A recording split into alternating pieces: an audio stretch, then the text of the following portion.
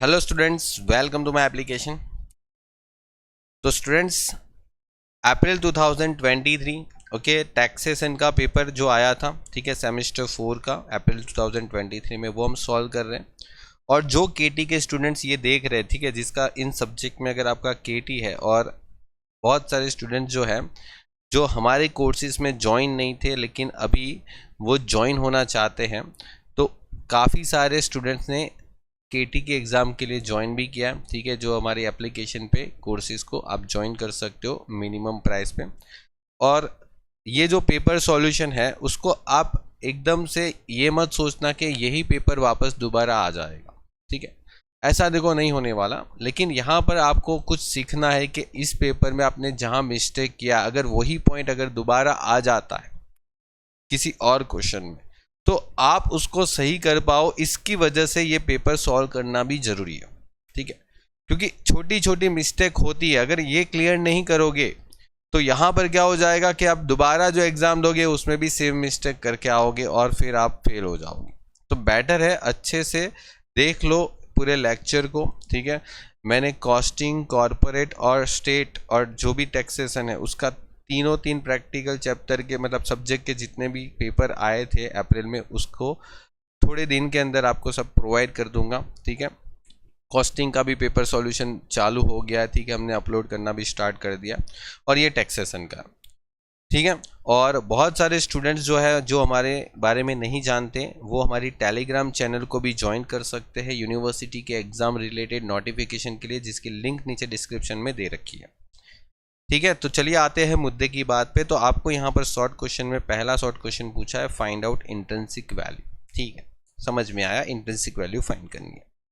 अब यहाँ पर आपको जो डिटेल्स दे रखी है उस डिटेल्स से इतना तो पता चलता है कि सर अपने को फेयर वैल्यू तो उन्होंने दे रखा है, अपने को फेयर वैल्यू तो दे रखा है, अपने को कौन सी वैल्यू चाहिए, इंट्रिंसिक वैल्यू चाहिए, ठीक है। तो कोई बात नहीं, हम क्या करेंगे, यहाँ पर मार्केट वैल्यू निकाल सकते हैं। मार्केट वैल्यू कैसे निकालेंगे, देखो, rate of dividend divide by expected return. क्या निकालना है, एक्सपेक्टेड रिटर्न, और इनटू करेंगे पेड अप पर शेयर। अब देखो, आपका एक्सपेक्टेड रेट ऑफ रिटर्न था 10% और आपका एवरेज रेट ऑफ डिविडेंड जो था 14%, ठीक है। और आपने यहां पर ये दिखा है कि paid up value of equity share, देखो मतलब 100 रुपए का शेयर है, फेस वैल्यू, फेस वैल्यू 100 रुपए का है, लेकिन कंपनी ने पेड अप सिर्फ किया 80 रुपीज़। तो आप 80 रुपीज़ से मल्टीपल करो, 14 डिवाइड बाई 10 इंटू 80, कितना रुपीज़ आता है, 112 हो गया। ये आपकी मार्केट वैल्यू आई। अभी आपको करना है फेयर वैल्यू का फॉर्मूला। क्या होता है, तो देखो, intrinsic value plus market value divide by 2। बताइए क्या होता है। देखो, फेयर वैल्यू आपको क्वेश्चन में दे रखी है, देखो यहाँ पर ये रहा 125, 125। तो now 125 is your fair value and intrinsic value आपको फाइंड करनी है, ठीक है। चलिए, तो मार्केट वैल्यू 112 है, डिवाइड बाई 2 है। अब आप खुद सोचो, ये 2 सामने जाए तो 125 को क्या मल्टीपल करेंगे, 2, ठीक है, खत्म कहानी। अभी तो मेरे ख्याल से आपको पता हो गया होगा कि 125 को 2 से मल्टीपल किया तो 250 आ गया, और सामने से 112 लाए तो माइनस कर दो तो इंट्रिंसिक वैल्यू हो जाए, ठीक है, 138।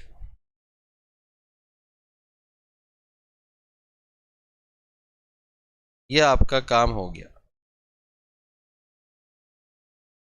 कंप्लीट। 2 मार्क्स का क्वेश्चन, 3 मार्क्स का क्वेश्चन हो गया। आगे बढ़ते हैं। अब देखो, ये जो क्वेश्चन है, अगर जो स्टूडेंट्स आप मेरे एप्लीकेशन पे है, ठीक है, तो आप पहले इस चैप्टर के मतलब हाउस प्रॉपर्टी चैप्टर के जितने भी स्टार्टिंग के 4-5 बेसिक लेक्चर है उसको एकदम अच्छे से टाइम निकाल के देख लो, ठीक है, अगर नहीं देखा हो तो। क्योंकि वहां पर सेम क्वेश्चन, बस सिर्फ नंबर अलग था, सेम कॉन्सेप्ट मैंने समझाया हुआ है, ठीक है।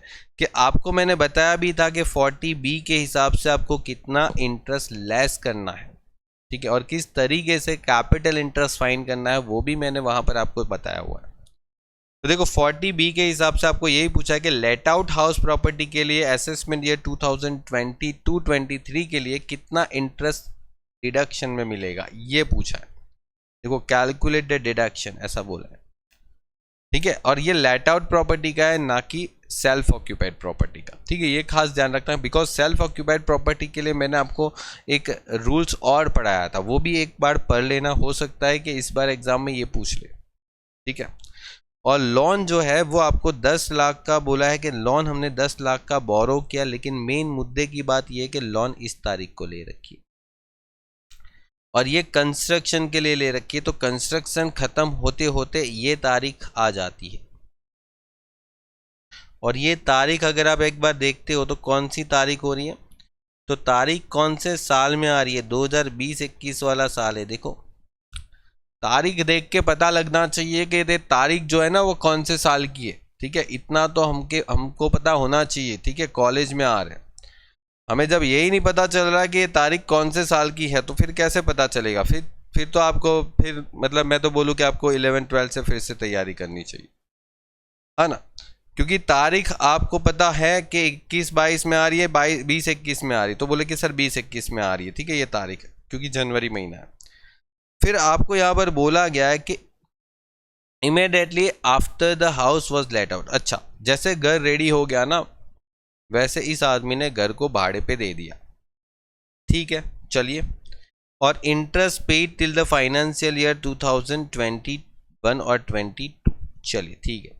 देखो आपको क्वेश्चन कौन से साल का पूछा है वो देखो, यहाँ पर साल भी देखना बहुत ज़रूरी होता है, ठीक है, क्योंकि अगर आप साल नहीं देखते हो तो फिर गड़बड़ करोगे।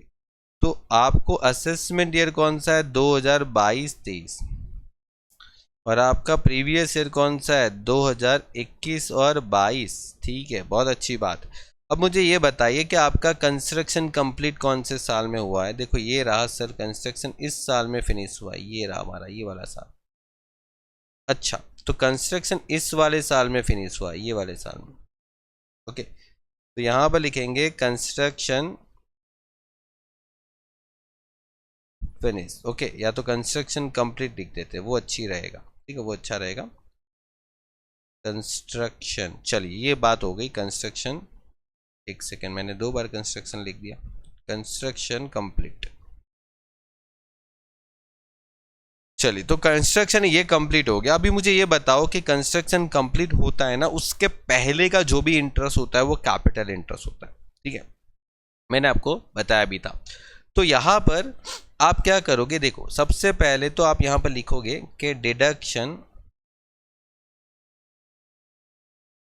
Allowed under section 24B for let out property. और यहाँ पर सबसे पहली बात आप करंट इंटरेस्ट मतलब करंट ईयर इंटरेस्ट, देखो करंट ईयर का इंटरेस्ट का भी डिडक्शन बिल्कुल मिलेगा, यस बिल्कुल मिलेगा। यहाँ पर करंट ईयर कौन सा हो जाता है, जो आपका प्रीवियस है।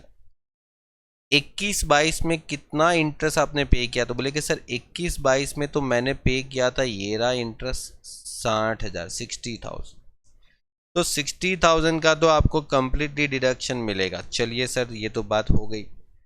अब सर जी मेरे को कैपिटल इंटरेस्ट भी समझा दो, कैपिटल इंटरेस्ट कितना होता है, कैपिटल इंटरेस्ट कितना होता है सर जी। तो कैपिटल इंटरेस्ट वो होता है जो आपका कंस्ट्रक्शन जिस साल फिनिश हुआ ना उस साल के पहले का जितना भी इंटरेस्ट है वो कैपिटल इंटरेस्ट। क्या बोला मैंने, एक बार फिर से रिपीट करो कि जिस साल कंस्ट्रक्शन फिनिश हुआ उसके पहले का जितना भी इंटरेस्ट है वो सब कैपिटल इंटरेस्ट है। तो यहाँ पर मेरा कंस्ट्रक्शन जो फिनिश हुआ है वो ये वाले साल में हुआ, और इसके ऊपर का जितने भी साल का इंटरेस्ट है, देखो 3 साल का इंटरेस्ट है, ये मेरा कैपिटल इंटरेस्ट हो जाएगा, ठीक है। तो उसको टोटल करिए, जैसे 90,000, 80,000, 75,000, ये आ गया 2,45,000। ठीक है, मतलब मैं अगर यहाँ पर नोट्स बना दूं, ठीक है, कि कैपिटल इंटरेस्ट कितना है, तो कितना हो जाएगा 2,45,000।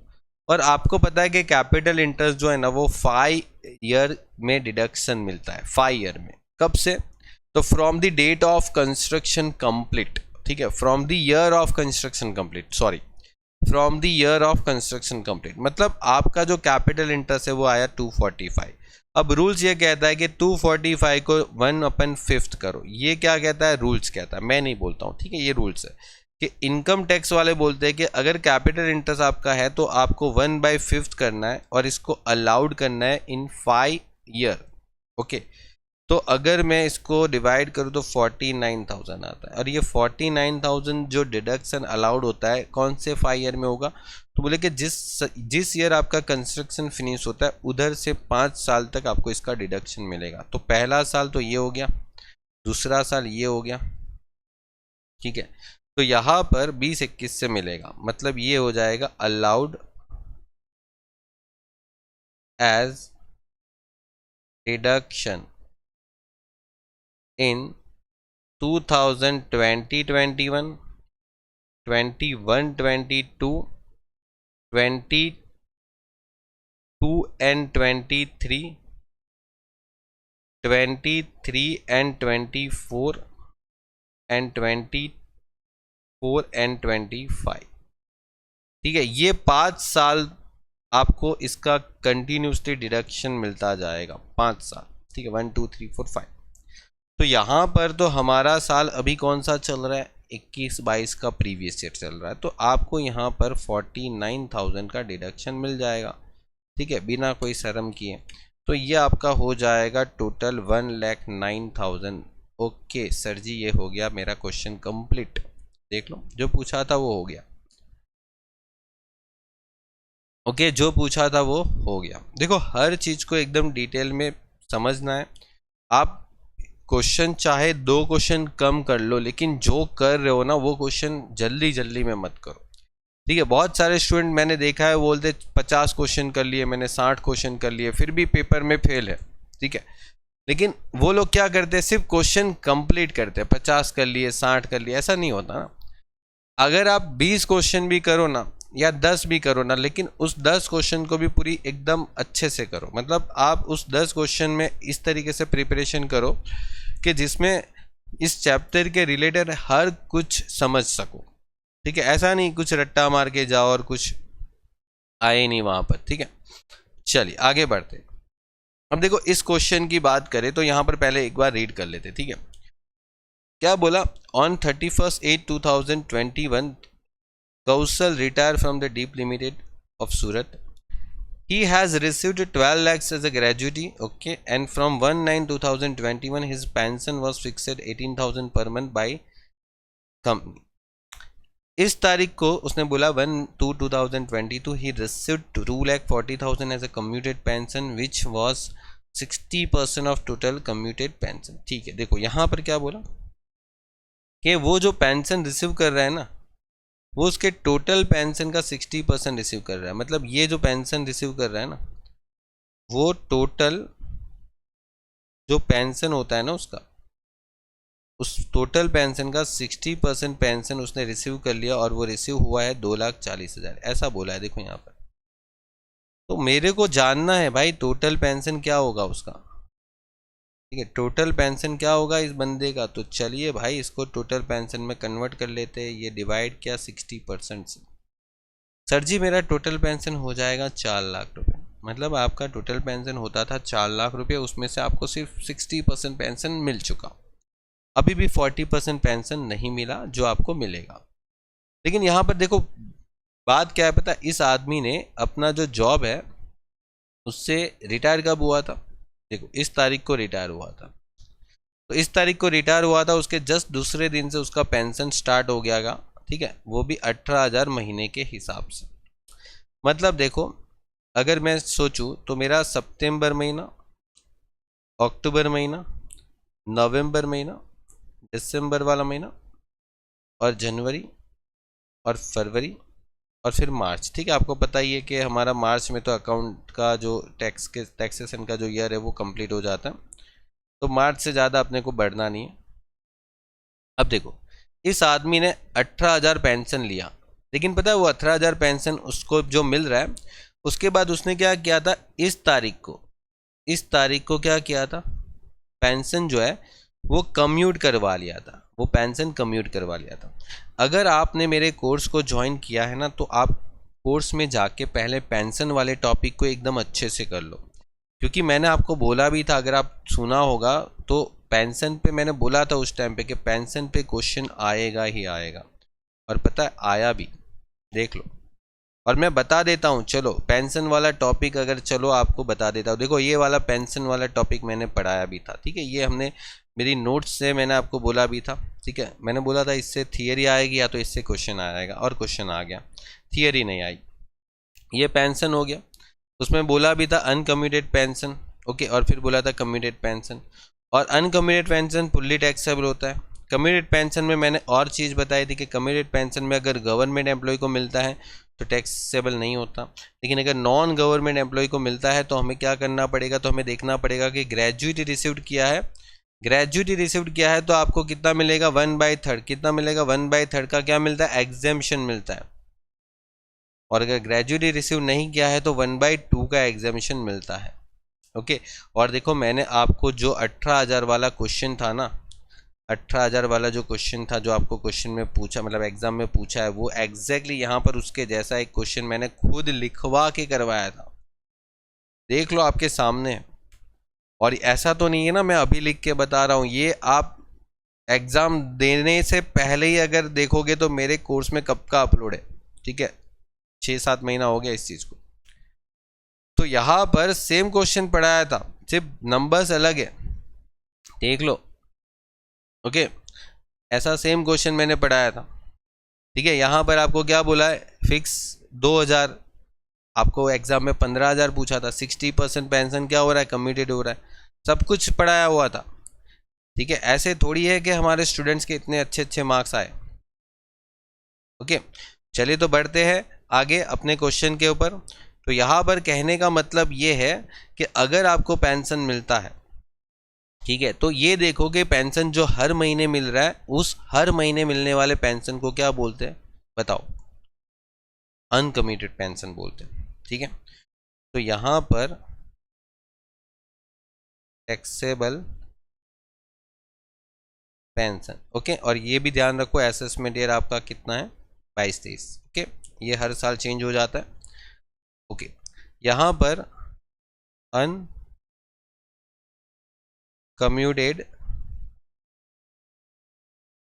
पेंशन कितना मिल रहा है, और दूसरा है कम्यूटेड पेंशन। अच्छा, कम्यूटेड पेंशन आपके पास है, ये रहा 2,40,000, 2,40,000 कम्यूटेड पेंशन है। और मैंने कम्यूटेड पेंशन में क्या बताया था कि आपको लेस करना है, क्या लेस करना है, कि अगर आपको ग्रेजुएटी मिला है, मैंने आपको पढ़ाया था ये रूल्स, अभी अभी बताया कि अगर आपको ग्रेजुएटी रिसीव्ड किया है तो आपको जो टोटल पेंशन है ना, उसमें से एग्जम्पशन मिलता है, कितना मिलता है, तो टोटल पेंशन का 1/3, और ये रहा आपका टोटल पेंशन, ये टोटल पेंशन का 1/3। और ये सारे रूल्स याद रखने पड़ेंगे, किसमें 1/3 लेना है, किसमें 1/2 लेना है। यहाँ पर देखो क्वेश्चन में क्लियर कट बोला है, देखो ग्रेजुएटी जो है ना उस एम्प्लॉय को मिला है, ये ग्रेजुएटी इसी पर्पस के लिए दिया है कि आपको सिर्फ बताया जा रहा है कि ये आपको ग्रेजुएटी मिला है, बस काम खत्म। ग्रेजुएटी मिला है तो ठीक है 1/3 हो जाएगा, ग्रेजुएटी नहीं मिला होता तो 1/2 हो जाता। चलिए तो इसको आप करोगे तो ये आंसर आ जाएगा 2,40,000, और ये अगर आप करते हो तो ये आपका हो जाएगा 1,06,667, ठीक है। और कम्यूटेड पेंशन में क्या था, तो देखो सितंबर महीने में उसको 18,000 का पेंशन मिला होगा, अक्टूबर में भी मिला होगा, नवंबर में भी मिला होगा, दिसंबर में भी मिला होगा और जनवरी में भी मिला होगा। लेकिन इस आदमी ने क्या किया था पता है, इस तारीख को एक कांड किया था। बोला कि इस तारीख को मतलब 1 फरवरी को उसने क्या किया था, 60% पेंशन जो है ना वो रिसीव कर लिया था। मतलब बोला कि 60% पेंशन उसने एक साथ ले लिया। बोले कि मेरे को पूरा पेंशन दे दो 60% वाला, ठीक है। तो अभी उसको 40% पेंशन ही मिलेगा, बिकॉज उसने 60% पेंशन एक साथ उठा लिया, ठीक है, विड्रॉ कर लिया। तो 18,000 जो पेंशन था उसमें से अभी उसको 40% पेंशन ही मिलेगा अभी आने वाले महीने में। बात आई कुछ समझ में? तो 18,000 का 40%, ठीक है, ये हो गया। हर महीने अभी 18,000 का 40% पेंशन ही मिलेगा क्योंकि उसने 60% तो ले लिया। तो अभी ये हो गया कि उसको जो पेंशन है इस महीने में 18,000 को 5 से मल्टीपल करना पड़ेगा और इस महीने में 7,200 को 2 से, क्योंकि 2 बार है, ठीक है। या तो फिर आप टोटल भी कर सकते हो, 18,000 को 5 से मल्टीपल करते हैं, चलो 18,000 को 5 से मल्टीपल करते हैं और फिर 7,200 को 2 से, 18,000 इंटू 5 और 7,200 इंटू 2, टोटल करें, एक सेकेंड, 18,000 इंटू 5, 7,200 इंटू 2, टोटल करें कितना आ रहा है, एक सेकेंड, मेरा गड़बड़ क्यों आ रहा है, 18,000 इंटू 5, 7,200 इंटू 2 और टोटल करें तो यस बिल्कुल 104400। और ये आपका पेंशन का ख़त्म, केस कहानी ख़त्म, पूरे पेपर का शॉर्ट क्वेश्चन यहाँ पर आपको करवा दिया, ठीक है। तो ये पूरे पेपर का शॉर्ट क्वेश्चन यहाँ पर आपको मैंने करवा दिया। और इसके बाद आपका जो सेकेंड क्वेश्चन है, ये सेकेंड क्वेश्चन जो है वो आपकी बुक्स के अंदर, ओके, नंबर जो आपकी बुक है ना, आपकी जो बुक है उसमें क्वेश्चन नंबर 4 है, मतलब आपकी एक्सरसाइज में जाओगे। और ये क्वेश्चन भी मैंने आपको जस्ट एग्ज़ाम के 2 दिन पहले, या जो है आपका जो छुट्टी था उसमें मैंने आपको बताया था कि ये क्वेश्चन करके जाना, और ये क्वेश्चन आपको मैंने करवाया भी था। एग्जैक्टली ये क्वेश्चन आया था और इसका सॉल्यूशन भी मैंने मेरी एप्लीकेशन पे अपलोड किया है, तो आप वहीं से देख लो क्योंकि सेम क्वेश्चन है, नथिंग कुछ चेंज, ठीक है। तो आप अगर कोर्स में ज्वाइन है तो वहाँ से ही देख लो, और अगर आप यूट्यूब पे देख रहे हो तो फिर थोड़ी दिन में मैं अपलोड कर दूंगा इसका solution. Good bye and take care, मिलते हैं नेक्स्ट लेक्चर में नए क्वेश्चन के साथ।